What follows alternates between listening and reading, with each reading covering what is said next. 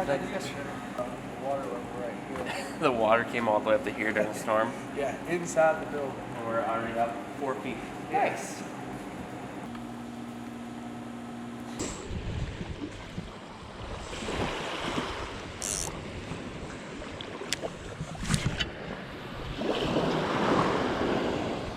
So, this morning, the game plan is we're gonna walk the beaches in Mexico Beach and look for reds, trout, flounders. There's tarpon during summertime along here.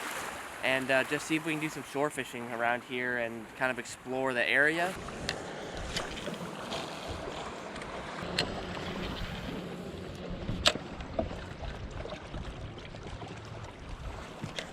There's a fish.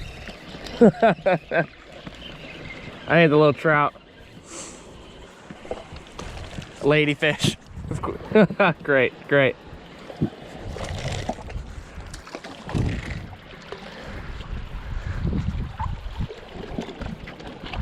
Well, we caught a fish. Basically, I would say this might be the last fish that I was wanting to catch right now. But you gotta start somewhere. Knock a ladyfish off. Maybe we can find a flounder or a trout right now. I'm like really, I would be jacked up to catch a flounder. That would be like the goal, but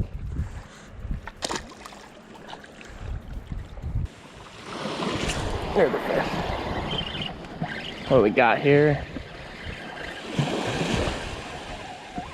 Oh, baby red. Awesome. Beautiful. Little baby red. Not quite the size of the water just went through my boot. Not quite the size of the redfish we're looking for. That is a squeaker, but really cool. If you look how white this redfish is, it's from him living along the beach and these white sandy beaches here. Fish really take on the coloration of their environment, and the beaches here are just beautiful white sand, and so is that little redfish. He'd almost look like a whiting if he didn't have that black dot on his tail. Beautiful.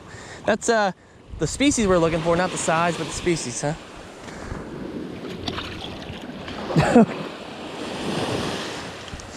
Other way, bud. Other way.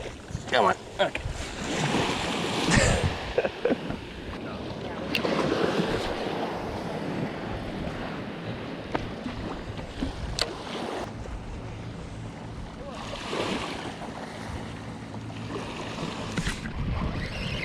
There's another one. It's little, whatever it is. I imagine another baby red. Yeah, I believe that is what we got.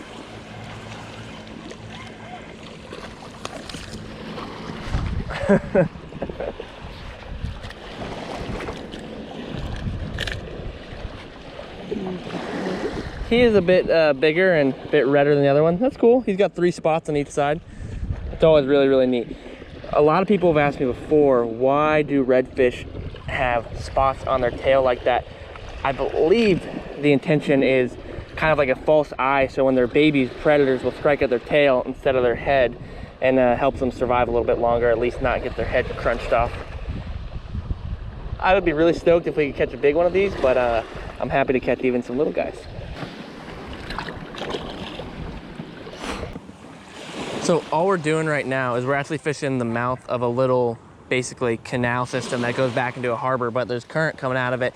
So we're fishing this little pass mouth, and I'm throwing my shrimp just super far out, and the current's going out at the moment, and I'm letting it basically make a drift and swing out in the current, and I'm like barely retrieving this thing. I'm just hopping it once or twice and then letting it sit back in the bottom, and the current's naturally pushing it really slowly out through this mouth. So it's doing a really natural drift of a shrimp that's just kind of like creeping across the bottom here, and we're just like re-throwing that drift. And so right here the current's coming out really strong, and then it buckles out to here where it kind of eddies out a little bit, and that's actually where I've caught quite a few of my smaller reds. But I think if there's a bigger red present, he'd probably be in the main channel. I just got cut off.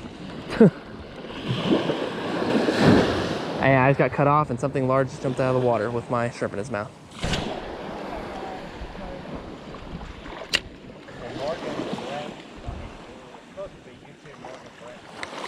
Oh crap, that's a good fish. There we go. That ate it on the drop. Yeah, that was interesting. I just retied because I actually got my leader broken by a ladyfish. And that was my maybe second cast, and that was sinking, and something a lot better just ate that right there. I set the hook and instantly pulled out a little bit of drag, and I was like, okay, that's better.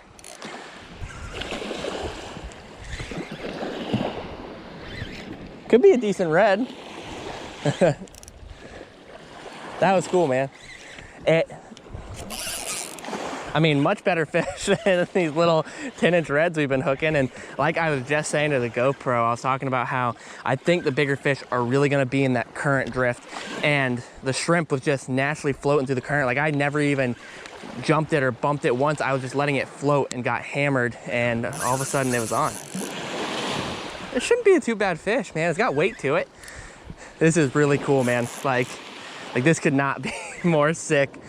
Oh my gosh. You want to guess what it is? Just a big, no, a big giant gaff top, a sail cat.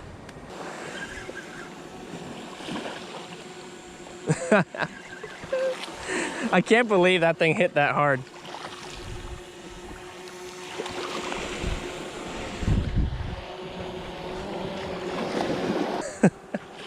Not the redfish we were looking for right there.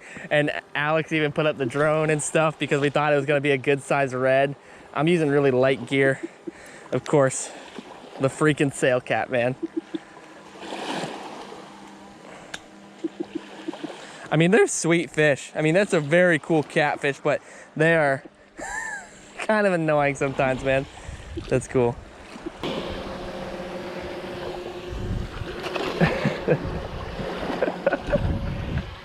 Whatever. That's of course, funny. That could not have been more perfect.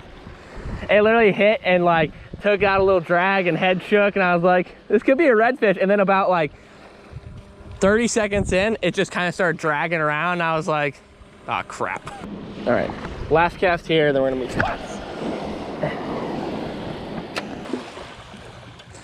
All right, we're gonna roll out to the next spot here. Wow. This is crazy looking. I mean, just like, this is a destroyed house, a completely gone house, and the retainer wall that was there.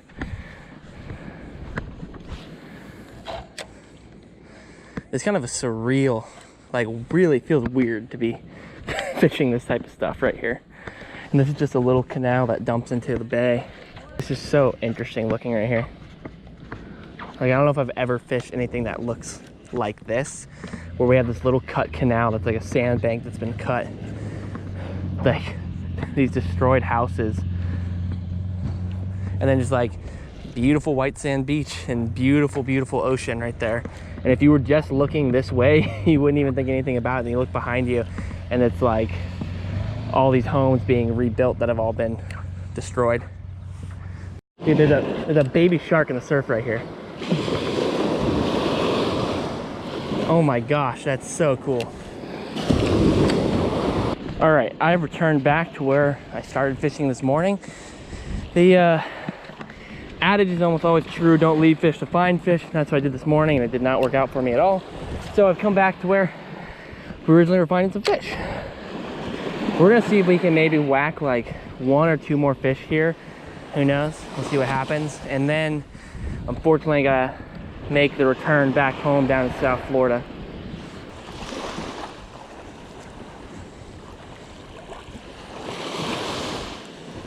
There's the bite. There's the fish. There we go.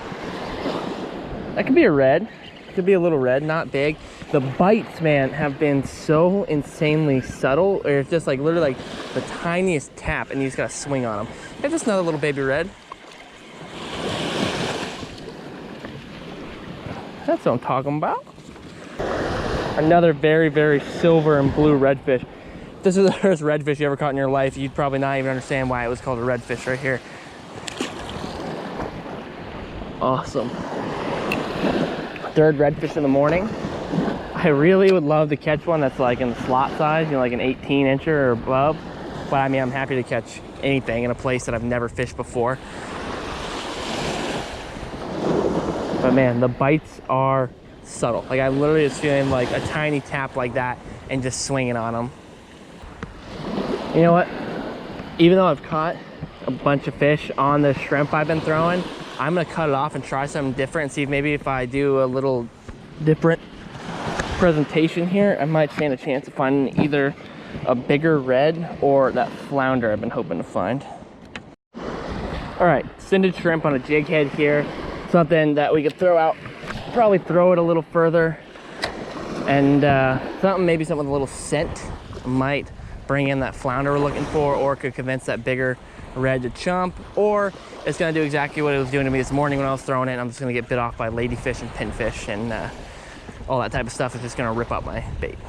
Hold a bite. There's a fish. Oh, it just popped it. First cast though, with that scented shrimp hooked up. There's a fish. Little lady. Oh, actually, speckled trout.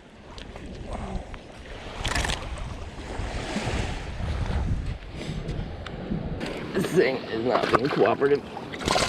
There he goes. Whatever. First speckled trout of the trip, and he was not being cooperative. And they had very soft skin, so I don't like try to handle him too tough and rough. So he was trying to go, and I just kind of let him. But for today, that's redfish, trout, sailcat, ladyfish.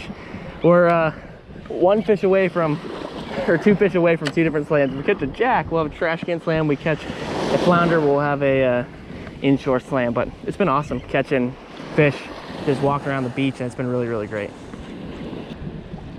Oh my gosh, a shark just jumped out of the water right there. You ready? Ready for this?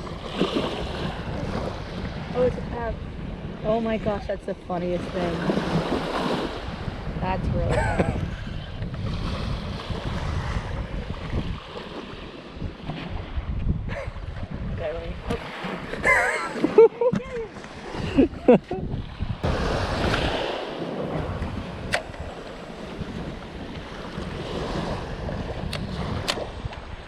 It's my friends, it's the last cast of the trip. That'll do it. Well, that about does it for our Mexico beach trip here.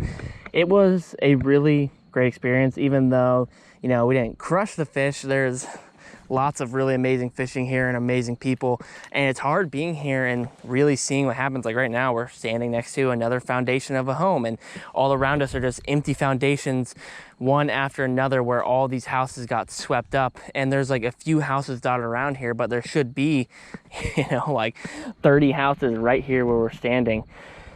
They are rebuilding. There's still people here. There's still amazing people here. There's a great fishery, and more than ever, what a place like this needs is you to come visit and fish. Like, there's still places to stay. There's still places to eat, and it's kind of amazing because there's not a lot of tourists here right now. And so all day today, Chelsea and I, like, we walked the beach and fished, and it was really just us with, you know, a few people here and there, and it was kind of amazing.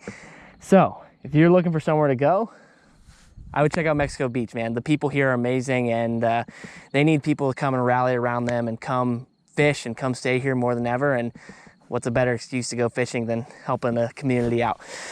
I cannot thank Kevin and Cindy enough for putting us up. They helped us stay, and Alex and Chelsea as well. They kind of showed us the way, and they're the reason we even came up here. And it was an amazing trip, and I hope to come back very soon because I quite enjoyed myself. Hopefully you guys enjoyed the video. I know I don't do a ton of fishing up in the Panhandle. I think this is really one of the first times I've ever done it, and I really enjoyed myself, and I hope you guys did too. If you enjoyed the video, make sure you leave a like. Make sure you are subscribed to the channel. That'll keep you up to date whenever I post a video. It was a fun trip, but we need to start our long drive back home to South Florida. Zeke has been watching the animals for us, and we got to go home and see them. So we are going to hop in the car and make our way back home, and I'll catch up with you guys in the next video. See ya.